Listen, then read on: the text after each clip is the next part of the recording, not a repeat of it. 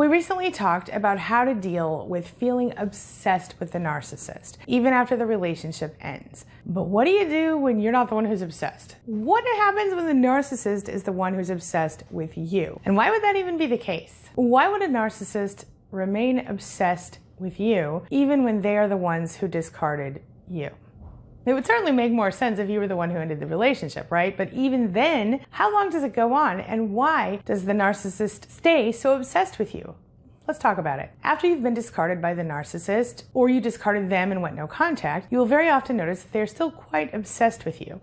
Like I said, it would be more understandable that they would not be able to stop thinking about you if you were the one who chose to go no contact. So first we're going to talk about the why of it all. If we were to assume that narcissists are like regular humans, it might look like this. Let's say you had a friend who ghosted you and blocked your number and your contact information out of the blue. You had no idea what happened and there was no trace of them to be seen again. Most likely, you would not be able to stop thinking about that person and what they did, right? You would be pretty hurt, pretty confused. That's why it would be understandable for the narcissist to still be obsessed with you after you go no contact. That is, if they could be considered a regular human, which I'm not sure they can. But let's say that same friend who randomly discarded you was also to become obsessed with you at the same time. Why would they be obsessed with you if they were the ones to discard you? It was their choice to cut all ties. Why would they care about you at all, right? Well, narcissists don't really care about anyone else the same way that you or I or any regular person would, because they lack emotional empathy and compassion. Now, I've talked about this in a previous video and a lot more detailed, so take a look at this and then I'll be right back to explain to you exactly what the narcissist wants from you. So I know what you're thinking. If narcissists are not empathetic, then how could they ever act like they are? Isn't this how empathy works? To be aware of and to choose your actions based on someone else's feelings, or at least the understanding of those feelings? Well, yes and no. False empathy is sadly used as a manipulation tactic by narcissists when they want something from you. Since you value connection and empathy, as most non-narcissists do, the narcissist knows it will help them get what they want from you. So they pretend to care how you feel. See, when it comes to narcissists, they are unable to feel emotional and compassionate empathy. But at the same time, they're well aware of the fact that other people value empathy. And because of that, they might demonstrate false empathy. Wait, what?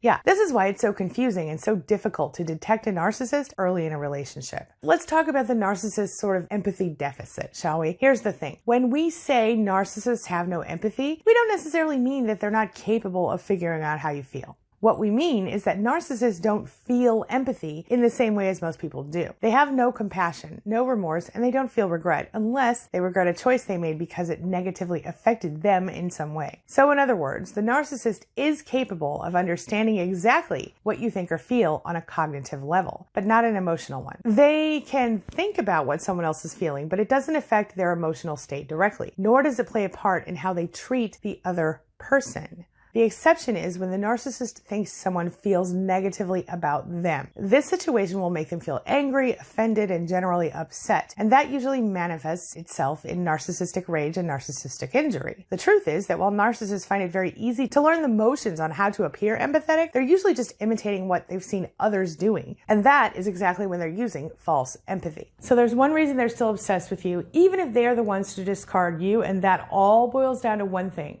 the narcissistic supply that you provide to them. So I'm editing and I just wanted to really quickly add, I thought it would be important to explain to you exactly what I mean when I say narcissistic supply. So let's talk about that. I'm using the filter because I don't have any makeup on and my hair's not done. Apologies. Narcissists usually get supply in the form of a person, but it could also be a pet or a group of people. As a narcissistic supply, you're used by the narcissist to get validation, to get admiration, to get attention, anything they need to feed their ego, essentially. Psychoanalytic theory tells us that narcissistic supply is a pathological and excessive need for attention or admiration from codependents in their lives. In other words, it is a temporary supplier of a substitute satisfaction. And most likely, in reality, it's probably that they're actually getting a little shot of dopamine from that, which is the feel-good chemical neurotransmitter in your brain. What they're really looking for is true human connection. But since admitting to themselves that they want true human connection could cause them to feel bad about themselves or is a threat to their ego in some way, the narcissist has learned to settle for what we call narcissistic supply. See, the narcissist is still obsessed with you because you are still a source of narcissistic supply. They want any kind of supply that feeds their ego, positive or negative. Positive would be them, of course, getting praise for what they want. That negative part would be you getting angry and emotional with them.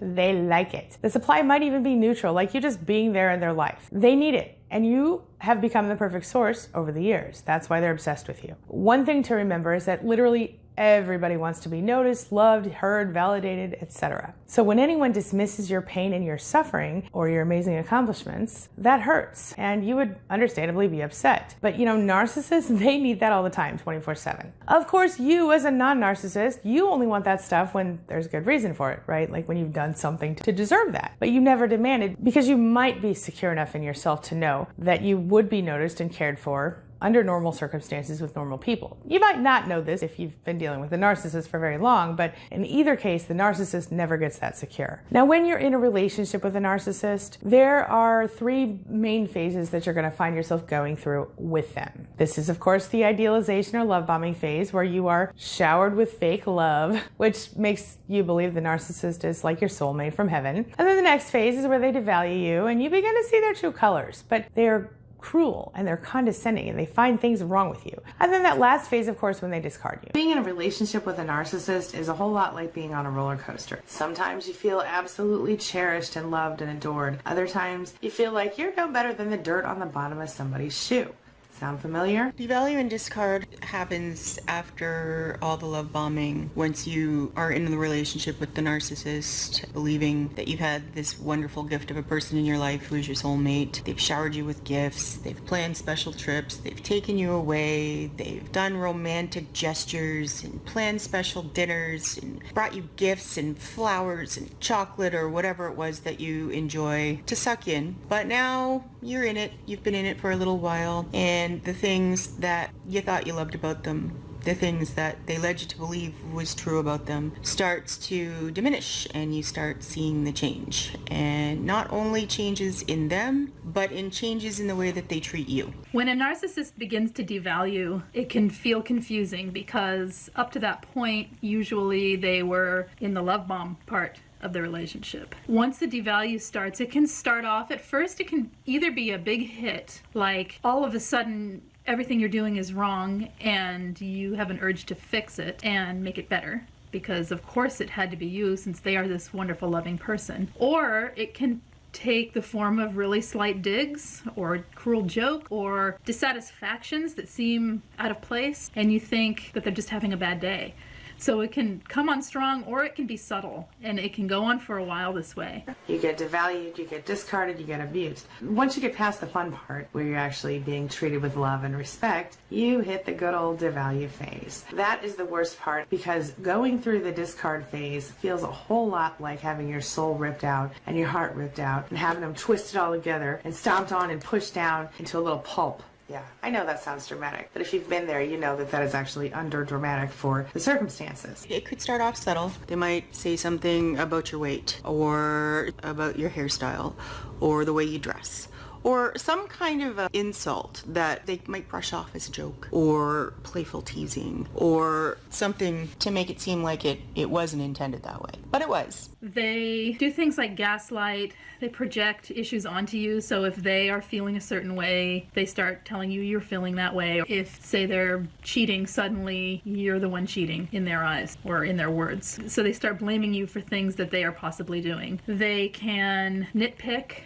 They can control. Pretty much it feels like you're with a different person. Unfortunately, you can never tell what kind of mood a narcissist will be in, and even though you learn to sort of read them and understand what's coming next, every now and then they'll still shock you. Sometimes when you've been with narcissists for 100 years or so, they'll shock you. My experience has been that narcissists in the discard phase, in the devalue phase, are the worst ones. They might take a jab at a family member or cause that's important to you. It's like Dr. Jekyll, Mr. Hyde, people say, but it really is like a personality shift. Like the person is no longer the same person, they are now this other person. One of the first things I think that we have to recognize is that when we're going through the part where we have to try to figure out exactly how we went from being adored and loved and cherished to being treated like dog crap, it's confusing because it happens so fast. One day everything's fine and before we know it, we can't even breathe. But if you take the time to understand the devalue phase and how it works and what actually happens, then you'll understand what you've been through, why it happened, and that it really isn't your fault. The silent treatment can come from this, stonewalling. They don't want to talk about the problem. They don't want to talk about the issue at hand. They divert all problems, either not wanting to talk about it and going silent, or raging about something else and then going silent, or lecturing about things unrelated to whatever the issue was, sort of confuse you, and then make you feel like you're left trying to put the pieces back together. It's little things. So it could be one of those things that they loved about you in the beginning. One of those things that they're like, oh my God, like I love that about you so much. And then next thing you know, they're poking jabs at you about it. This continues and it gets worse over time so that it's full on mean, exhausting, sucking the soul out of you, constantly on attack. You're constantly feeling miserable. They're putting you down. They're embarrassing you, making you feel bad about yourself, making you doubt yourself, in some ways devalue your own self. I mean, if you're told something enough, eventually you're going to start to believe it, even when you know it's not true. So essentially, the devalue phase will begin right about the time the narcissist feels like they've really got their hands on you, like they really win. They know that they've got you in their clutches, as it were, and that's when they'll start to devalue you. You have been knocked off the pedestal. You've been knocked off the love bomb cloud you were on, and you are pretty much flat on the ground wondering how you got there. It's completely devastating. That can be the point where trauma bonding has taken hold, to the point of it being very difficult to see what's happening. You start to believe it. You get sucked into their negativity and you love them so much you just want to make them happy, so you try harder to please them. And then they up the game and move the goalpost and they just, continue to bring you down so that you really have nothing left. You have nothing left. You're just this empty shell of a person that they have whittled down over time, made you feel worthless, taken everything you have, everything good about you. They just made you believe all of the things that they had to say. Nobody's going to love you. Nobody's going to love you if you lose them because you're worthless. You've got to know that narcissists generally don't see you as anything other than a supply or an extension of themselves. They don't see you as a whole person. So they get you to this state where you're low, feeling awful. You've lost your self-esteem, your self-worth. You've lost your self-respect. You've also lost family members, friends. They've sabotaged all those relationships to isolate you. They've ridiculed you, punished you, tricked you with some love bombing to make you think that maybe things were going to be okay, and then the process starts again. And they do this, well, for as long as you're going to tolerate it, or until they feel like you have nothing left to give them. They're bored. They've taken a vibrant, loving, caring person with a full life, and they've brought them down to this sad, depressed, lonely, isolated soul, and then they get bored, so what do we have left to give, right? So they end up discarding. All three of these can happen in cycles throughout the relationship. And all three phases that you go through with this narcissist, well, each phase gives them supply in a different way.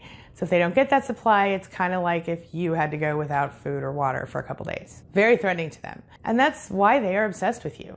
You are just that perfect source of supply. Now remember, even if they discard you out of the blue and they go for another source of supply, you're still an option for them as far as they're concerned when they need you again. That will be the case. And you'll see when they hoover you, when they try to suck you back in. So my point is, they're not obsessed with you in a way that's actually good. They don't miss you in the same way a normal person misses someone. They are obsessed with the supply that you provide. That's the bottom line. Going no contact with a narcissist, that's the biggest threat you could do. Even better, the best form of revenge with any narcissist, listen closely, is going away from them, removing them from your life, and quite literally living well without them. I promise you, my friend, that's what it's all about. So what do you think? This brings me to the question of the day. And the question of the day is, have you been dealing with a narcissist who is obsessed with you? And if so, what has your experience been? They just won't leave you alone? What's happening?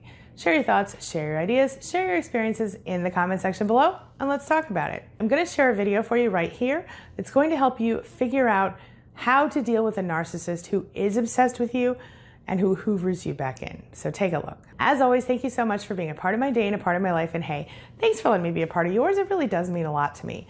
Now, before I go, make sure you take a look at the videos I'm going to leave for you right there and right there.